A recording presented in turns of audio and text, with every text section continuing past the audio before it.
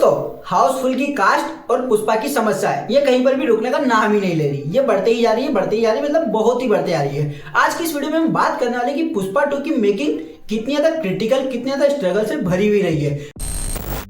तो दोस्तों, आपको वो चीजें याद होगी ना कि जब भी हम किसी अपने दोस्त के साथ कोई ट्रिप प्लान करते हैं कि भाई गोवा जाएंगे, हम तो इस तारीख को गोवा निकल रहे, कुछ भी हो जाए हम 4-5 लोग तो जा ही रहे। लेकिन फिर धीरे धीरे आपके लोग कैंसिल होते हैं, धीरे धीरे आपके प्लान में चेंजेस होते हैं और at the end of the day आप अगर चले भी जाते तो आपका प्लान वैसे नहीं होता जैसा आपने प्लान किया था।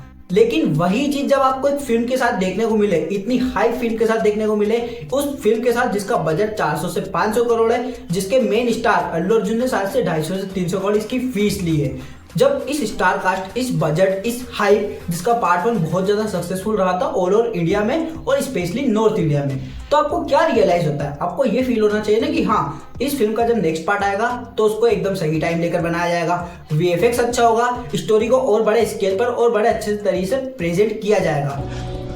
मेरा दिल नहीं टूटना चाहिए, हम प्लीज करो भाई।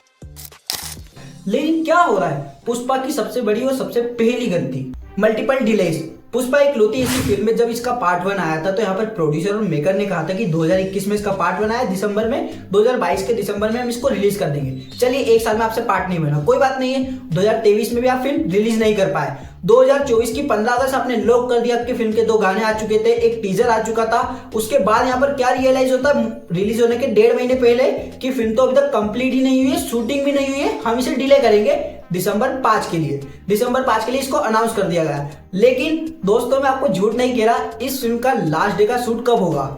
पुष्पा 2 का लास्ट डे ऑफ शूटिंग की जो डेट है वो है 25 नवंबर 2024 और फिल्म रिलीज होने वाली 6 दिसंबर 2024।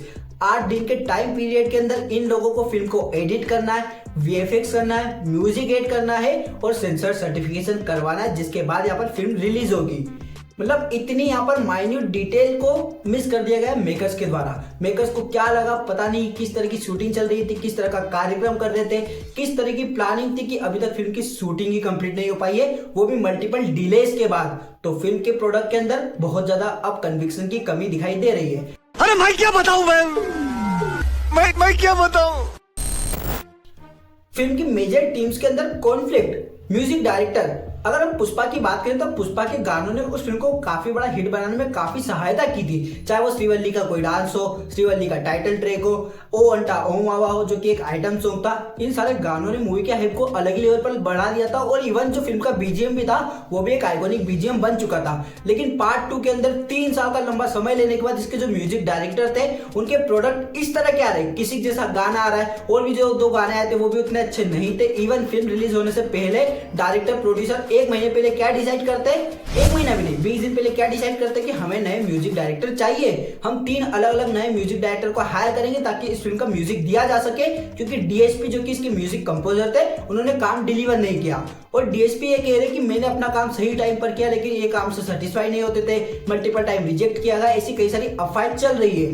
तो यहाँ पर समझ आता है कि डीएसपी के ऊपर भरोसा नहीं है। चलिए, डीएसपी तक समझ आता है, म्यूजिक तक समझ आता है, लेकिन एक्टर का अपने डायरेक्टर के ऊपर भरोसा नहीं है, डायरेक्टर का अपने एक्टर के ऊपर भरोसा नहीं है। बीच में स्क्रिप्ट में कुछ ना कुछ बदलाव होने के कारण अल्लू अर्जुन और शायद सुकुमार के बीच में थोड़े से कुछ झगड़े हुए थे, ऐसी हमें अफवाह सुनने को मिली थी। चलिए, उसे हम अफवाह ही समझते, लेकिन अगर ये सच होता तो कितनी बड़ी कॉन्फ्लिक्टिंग बात है। फिल्म के सेकंड पार्ट के बाद क्रिएटिव डिफरेंसेस आना, फिल्म का सेकंड पार्ट किस तरह का बनेगा, इसके ऊपर बहुत सारे डाउट होते हैं। पॉइंट नंबर 3, इस फिल्म की एक और बड़ी मिस्टेक। जब इसका पार्ट 1 आया था तो कई सारे लोगों की कंप्लेंट थी कि पूरी फिल्म की कहानी खत्म होने के बाद एक नया कैरेक्टर आता है फहद फासिल, जिसको यहाँ पर सेकंड पार्ट के लिए लीड की तरह रखा गया था, जो कि इस पार्ट के हाइप को बढ़ा तो रहा था लेकिन फिर भी अननेसेसरी सा फील होता है। 30 मिनट से 45 मिनट तक का रन टाइम उस फिल्म का भी काटा जा सकता था। उस टाइम भी लोगों के यही ओपिनियन थे और अब ट्रेलर देखने के बाद भी यही लगता है। लेकिन क्या हो रहा है, ना ही तो फहद फासिल के कैरेक्टर, ना ही तो यहाँ पर अल्लू अर्जुन के कैरेक्टर, इनको लेके वो कैरेक्टराइजेशन, वो ट्रेलर के अंदर हाइप दिखाई जा रही है क्योंकि शायद फिल्म के अंदर नहीं है। चलिए, फिल्म के प्रोडक्ट का हम इंतजार करते हैं 6 तारीख तक, लेकिन फिल्म का जो रन टाइम है वो 3 घंटा 21 मिनट है। 3 घंटा 21 मिनट इस रन टाइम के साथ यहाँ पर एक और फिल्म आई थी जिसका नाम था एनिमल, जो कि लास्ट ईयर इसी टाइम पीरियड के बीच में रिलीज हुई थी। दिसंबर का फर्स्ट वीक था, बहुत बड़ी ब्लॉकबस्टर थी, ए रेटेड फिल्म थी। संदीप रेड्डी वांगा और रणबीर कपूर ने एक अलग ही तरह की फिल्म बनाई थी। उसी फॉर्मूला को फॉलो करते हुए अल्लू अर्जुन और सुकुमार की इस फिल्म की लेंथ होने वाली 3 घंटा 22 मिनट। 3 घंटे 22 मिनट की फिल्म बना रहे हो, काफी अच्छी बात है, शायद आपको ज्यादा कन्विक्शन होगा अपने प्रोडक्ट पर। लेकिन मुझे लगता है बहुत सारे चांसेस ये है कि फिल्म के एडिटर, फिल्म के डायरेक्टर को ये नहीं समझ आया कि फिल्म को कहां पर काट सके, क्योंकि इतना कम टाइम दिया गया है। फिल्म में जो एक्स्ट्रा फुटेजेस है उनको भी यहाँ पर काटने का, उनको सही तरह से एनालाइज करने का कि किस पार्ट की कितनी रिक्वायरमेंट है, वो एडिटर और producer, maker, director, even actors को भी समझ नहीं आ पा रहा। इसीलिए इस फिल्म का रन टाइम इतना लंबा है। देखिए, पुष्पा का पार्ट 1 मुझे अच्छा लगा था, पसंद आया था, लेकिन पुष्पा 2 की हाइप मुझे वो फील नहीं हो रही है, वो वाइब नहीं आ रही कि मैं थिएटर में जाके बहुत एंजॉय करूंगा। और जो चीजें बैकग्राउंड में चल रही है उससे तो अब ऐसा लग रहा है कि फिल्म में मैं एक्सपेक्टेशन के साथ जाऊंगा तो बहुत ज्यादा डिसअपॉइंट होऊंगा। अगर बिना किसी एक्सपेक्टेशन के साथ गया तो शायद से मुझे एक डिसेंट प्रोडक्ट देखने को मिले। फिल्म का ट्रेलर मुझे ठीक लगा था, बहुत ज्यादा अच्छा नहीं लगा था, लेकिन हाँ, अभी भी होप है कि अल्लू अर्जुन शायद अच्छी प्रोडक्ट को डिलीवर करेंगे। लेकिन फिर भी एक बात क्या आपने नोटिस की, जो कि एक बहुत ही छोटा सा पॉइंट है, अल्लू अर्जुन का पटना वाला इवेंट, अल्लू अर्जुन का चेन्नई वाला इवेंट, वहां पर जब भी मैं उनकी कोई फुटेज देख रहा हूँ, उनको कोई स्पीच देते हुए देख रहा हूँ, उनको और कुछ चीज परफॉर्म करते हुए देख रहा हूँ, तो वहां पर वो कन्विक्शन नहीं दिखाई दे रही है। अल्लू अर्जुन इवन खुद भी मुझे बहुत ज्यादा डिमोटिवेट से फील हो रहे थे। ये शायद मेरा पर्सनल ओपिनियन हो सकता है, लेकिन हाँ, अल्लू अर्जुन अगर हिंदी स्टेट में आते, हिंदी में बात नहीं कर पाते, वो समझ आता है, एक लैंग्वेज बैरियर है। लेकिन चेन्नई जैसी सिटी जहाँ पर उन्हें चेन्नई की लैंग्वेज भी आती है, तमिल लैंग्वेज भी उनको आती है, वहां पर भी उनका जो एक कॉन्फिडेंस है वो उतना मुझे यहाँ पर दिखाई नहीं दे रहा है। तो ओवरऑल पुष्पा 2 के रिलीज होते होते इस फिल्म के ऊपर मेरा भरोसा कम होते जा रहा है। इस फिल्म की हाइप शायद से बढ़ रही है, इस फिल्म का कलेक्शन बहुत बड़ा होगा, लेकिन जब फिल्म रिलीज होगी तब हमें रियलाइज होगा कि पुष्पा को लेके जो मेरे डर है वो सही है या फिल्म पूरी अच्छी बन के आई है।